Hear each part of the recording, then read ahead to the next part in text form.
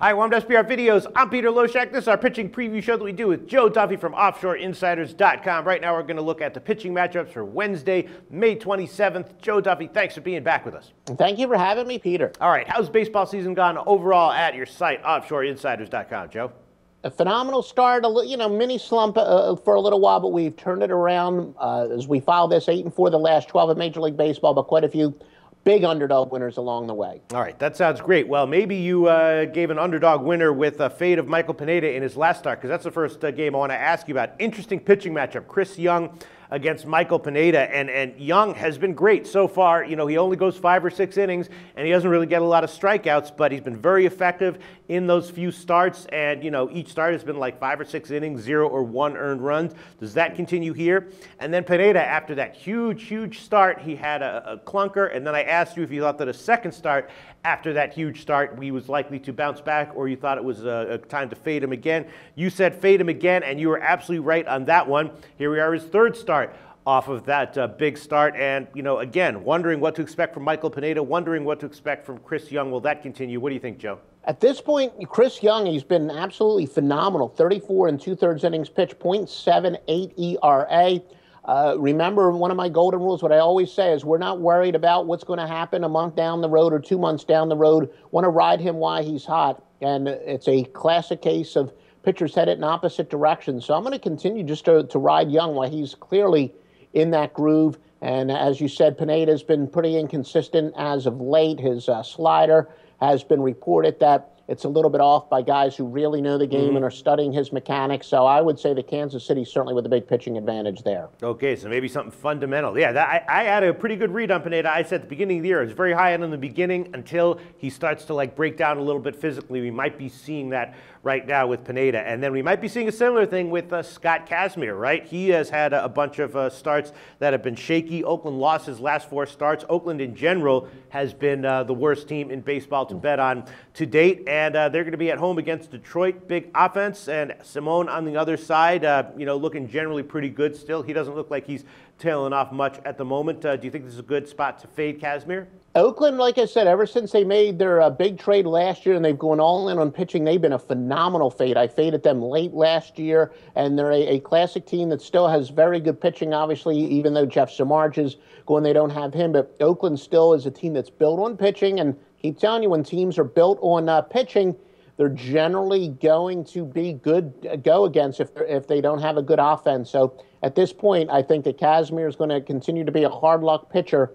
And I would say, yes, definitely keep fading Oakland, and especially when they have a good pitcher like Kazmir out there, you're going to get good value betting against them. Yeah, but Kazmir doesn't need to be hard luck to lose this game, because he's actually been, his last 4 starts have not been good. I mean, he's regressing. And he's also struggled against Detroit. So you're talking about a good pitcher who's not pitching well, so it does seem to be all the stuff is pointing, all the metrics would be saying it's time to fade him. Sounds good. And then let's talk about Zach Greinke. You know, Greinke, there were some reports that his velocity was a little bit down, but he's been really good, really reliable. The Dodgers, in contrast to Clayton Kershaw, have won 7 out of Greinke's 9 starts this year. On the other side, you know, Alex Wood can be very good for Atlanta. Atlanta's lineup is okay, but nothing special. But if that Greinke win percentage is for real, then the Dodgers will have value even as a big favorite. What do you think we can expect from this game? Another 7-inning, 1 or 0 earned run start from Greinke? Especially early in the year, in the case of Alex Wood, he missed his last start because he had a stomach virus, so they wound up skipping over him.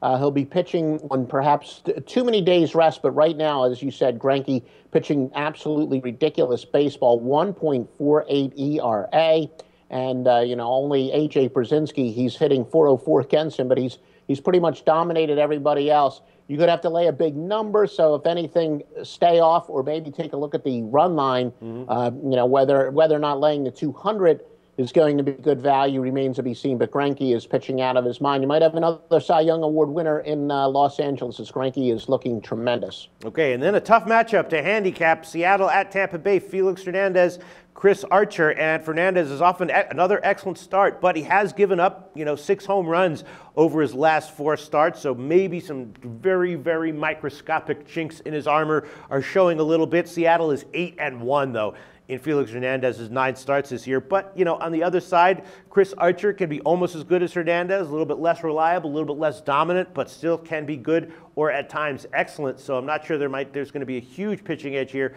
with Seattle. What's your take on this game? What do you think the line will be, and which side do you think might possibly have value? Which of these starters do you think is more likely to have an off day? It might be a good opportunity to fade Felix Hernandez because the home team is actually 7-0, and Felix Hernandez's decisions to Tampa. Of course, this game is at Tampa. As you said, Hernandez is one of these pitchers who's a stud pitcher, but maybe not pitching at the absolute top of his game right now. And he's probably a pretty good fade because Tampa is one of the places that he has not had enormous success. Although then again, Archer hasn't had great success against Seattle and a little bit less of a little bit fewer innings pitched. So if anything, you're going to get a pretty low total here. Maybe even the over's a possibility. Yeah, that's a tricky game. I feel like I feel like I'm probably going to be staying off that game completely, but I'm definitely going to be liking Detroit, I think, against Kazmir, maybe betting them on the run line, money line, team total over, whatever. All right, that's it from